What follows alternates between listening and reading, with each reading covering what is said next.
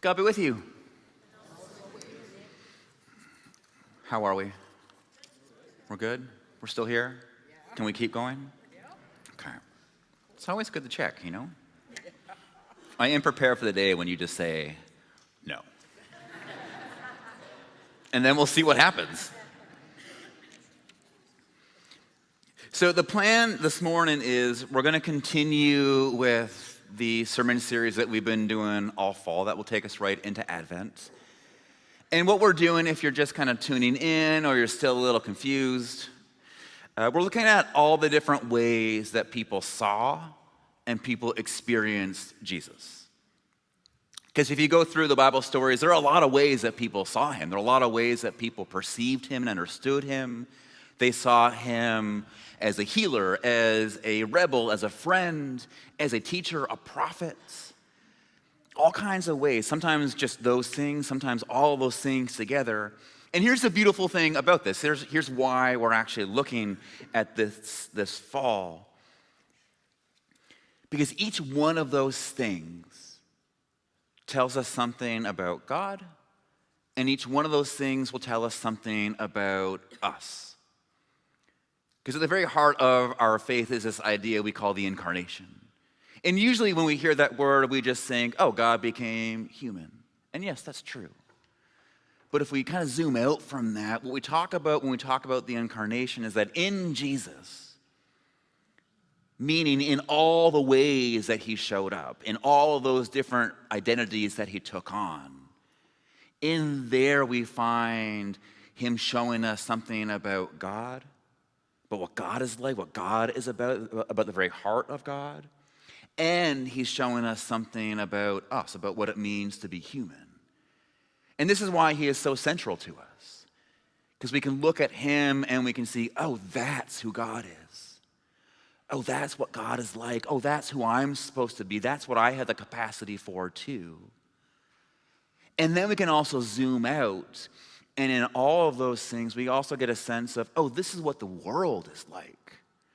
This is what the reality is like. Because if God shaped all this and God is in all that, then that's got to be how the world works too. And we should be able to find some wisdom and some information for us to not only see and understand the world and ourselves and God, but also kind of navigate through it. And so for each one of these kind of characteristics, we're asking those questions. What does this say about God? What does this say about us? And what does this teach us about how to live and move and have our being in the world? And today, as we look to follow that way and learn all those things, we're looking at how Jesus was a stranger.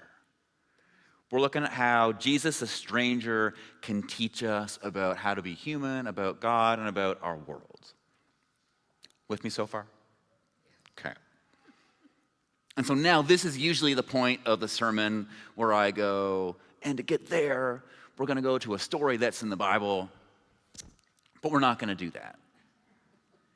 There was no scripture reading this morning because as I was trying to find one, I could not choose between all of them. Because the truth is, there's so many stories of Jesus being a stranger. You get the classic ones that you might know of Jesus on Easter morning showing up as the gardener to Mary, and she does not recognize him. And then later on that day, you get the story of the road to Emmaus, where Jesus shows up along two disciples, and they don't recognize him. But if you zoom out even more, like all throughout the Gospels are him being a stranger in the sense that he breaks expectations, he breaks norms. We see him not fitting in. We see him as someone people don't quite understand, and they think is a little weird and off and foreign. He's kind of out there. He speaks in riddles and parables. They just don't understand him. Again and again and again, he shows up, as we'd say back home, from someone, he's from away. They don't get him. He's different. And we can see the same thing happening in the Hebrew scriptures with God. Again and again and again, God shows up in these weird, strange, and unconventional ways. He shows up in the quiet. God shows up as strangers in the desert. God shows up as a donkey and a woman and a sex worker. as a slave, as a burning bush. And then to bring it full circle, God shows up as a baby in the middle of nowhere. And if you look at it all, we see this really strange but consistent pattern all throughout our tradition of again and again and again, Jesus, God the Holy, showing up as strangers, as things we don't quite understand, as things that don't quite fit in, as things we'd say are other. And the question we should ask is, why? Why? Because if God's whole plan, if God's whole shtick is to bring us home, if the whole plan is to repair and restore the universe and transform everyone and everything through love and lead us and our world back to the way it was meant to be, why not just show up and go hey guys, it's me. I'm God, I'm right here. I don't know why I keep doing a New York accent with God that way. It's some Marky Mark in there too, I don't get it. But why not do that? Because let's be honest, we're kind of dumb, right? Humans, we're not the brightest species. We like things clear. We like things easy. We like things transparent. It would go so much better if God just was straight up and appeared in a way that we'd all know is God. And God was just listen. And we're okay. You would think that would be a way to bypass all the division and pain and suffering and violence and evil that exists if God just showed up and was straight up. But God doesn't do that. Instead, again and again and again, the Holy shows up as a stranger. So our question is, why? Which is to ask, what's that mean? What does that have to teach us? What wisdom is in that? What is that trying to convey to us about the nature of our reality, about God, about us? What do we need to find in there that if we let it, it can pull us into new ways of understanding the world around us and living in the world too? So the plan today, I want to offer you a few things. And these are by no means deep, profound thoughts. These are things to offer you so that you can go and do the work of figuring out what it means for you. So we're going to kind of skim the surface, and then the invitation for you this week is to go a bit deeper. Think about it. Reflect on it. See how it impacts your life and your world, and then let me know. Talk about it. See how it goes. So the first thing this tells us is something really huge. And I can't understate this enough. It's really huge, but it's also really hard and really essential. And it's going to be something where parts of us is yeah, I know that. But then we'll do the thing where we say, do you really? Do you really know that? Because none of us really live this way. It's one of those things where we know it up here, but we don't know it in here. And the task is to know it in here. And the first thing this teaches us is this. Mystery isn't a problem we're supposed to solve. It's a gift we're supposed to embrace. Mystery isn't a problem we're supposed to solve. It's a gift we're supposed to embrace. Because we love boxes, don't we? As humans, we love taking complicated, confounding, weird ideas and dumbing them down to their neat and tidy and understandable, putting it in a nice little box, closing it up, sealing it off, writing what it is, and putting it on the shelf. Because we understand it. We get it. We know it. We love doing that. It's how we understand the world around us, by putting things into neat little boxes. And that has to be alongside fear and control why we've turned religion into this practice of certainty and familiarity. Because it lets us control it.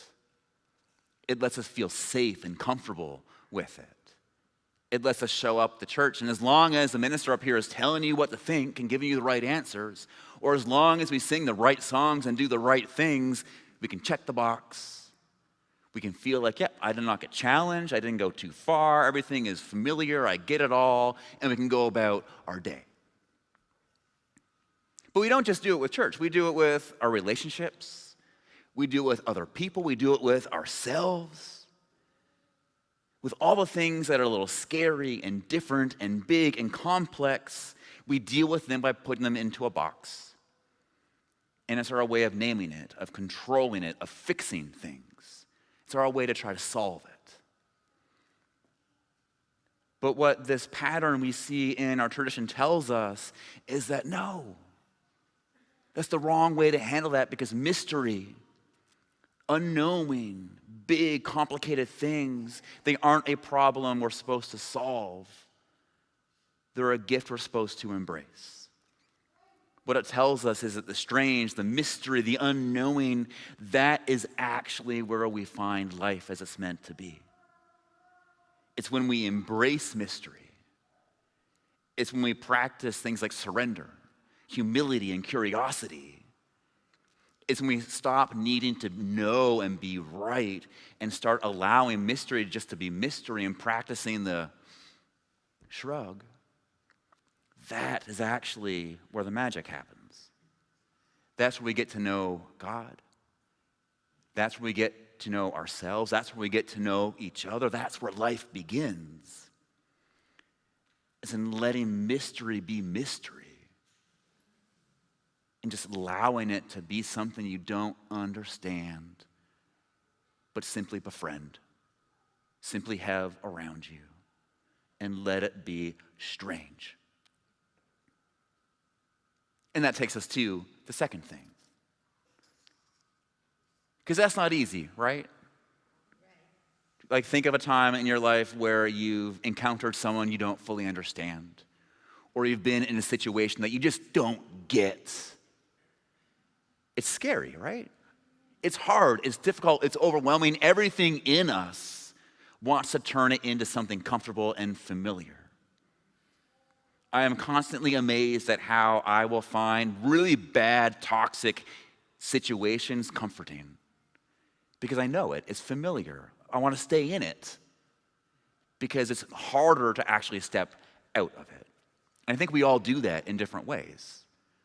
As humans, we're wired for what's comfortable. We're wired for what's familiar. And to move out of that, to be challenged, it takes a lot of strength. And it takes something else that we always need when talking about faith and spirituality. It takes courage, right? Yeah, and what this pattern tells us is that life is found not in staying comfortable, but it's found in getting courageous. And not so much in the, oh, I'm going to go into mystery so I can control it kind of way. But I'm going to step out through my fear and just sit in what I find. I'm just going to let it be. That's the kind of courage we're talking about. Because can you tell the difference between going into something to control it and going into something to just know it? Very different vibes. One keeps our life the same. The other, though, that keeps our life big. It keeps it growing. It keeps it expanding. And I want to say, and I'm going to ask you to raise your hands for this part, partially because I don't want to be alone in this, but I also think it's true. We want big lives, don't we? We want expansive lives, right? Despite how scary it is and how overwhelming it might feel, raise your hand if you want to experience the heights and the depths of it all. Yeah, all of us do. It's of course we do. We're wired for that. And because it is scary, because it's risky, because it's vulnerable, what we have to remember is that comfort is overrated and courage is where it's at. It's nice to feel comfortable. It's cozy. But it's not going to get you anywhere. You will stay the same. Life will pass you by, but when you choose to get courage, when you choose humility and curiosity and you to step out through the fear, that is where things begin to click. That is where life begins to expand. Our job when we don't know things, our job when we encounter something we don't understand, our job when we feel led into something new and different and scary, our job when we encounter the strange is not to choose comfort, is not to armor up, but to feel the fear and step in anyways, knowing, as we said, if we want anything good and meaningful, if we want that life that is big and expansive, if we actually want to go into the depths of it all, we have to embrace mystery. We have to get familiar with it and just let it do its thing of guiding us more and more and more into life as it's meant to be. And lastly, the third thing. And again, these are all just like quick little things to let you mull over. But here's the thing I think will happen if you actually do practice this. If you take a week and just practice leaning into mystery, here's what I bet will happen. You'll begin to discover something our tradition knew and something that Jesus knew. You'll see that this whole idea of embracing the strange and how mystery is essential isn't just like fun spiritual poetry, but actually profoundly ethical. You'll begin to see how it will actually shape how you live and how our world can be shaped. Because not only will we begin to see that when we enter into mystery and we have curiosity and we have humility, not only will we move past a lot of the assumptions and judgments that we make about others, and we'll begin to have more fruitful, constructive, creative conversations, which are great, and that's lovely, but we'll actually go more than that. It goes further than that. If you read the Hebrew Scriptures, you'll find again and again and again this commandment to welcome the stranger. Over 30 times is it repeated to welcome the stranger.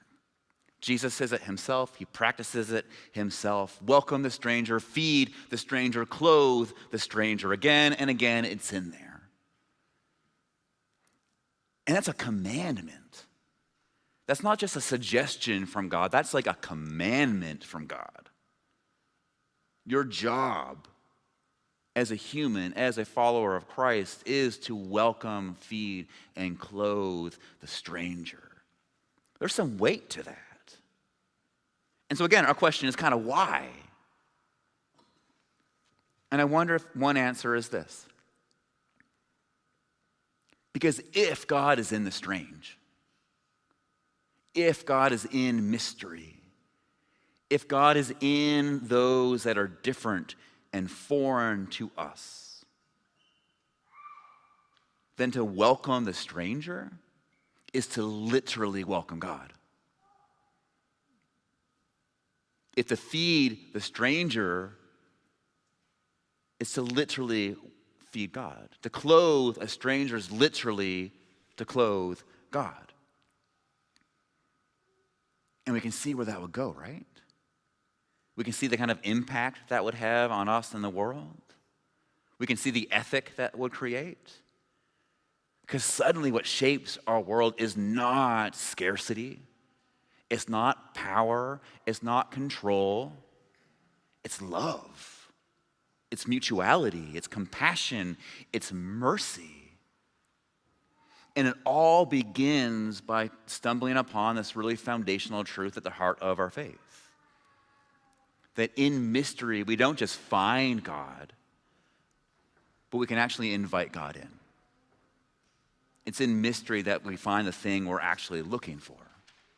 It's there our life gets bigger, their life gets bigger, the world gets bigger, and we begin to let love do its thing. So lots there for you to think about. But if we put it all together, it reminds us that we have a God who always is going to surprise us.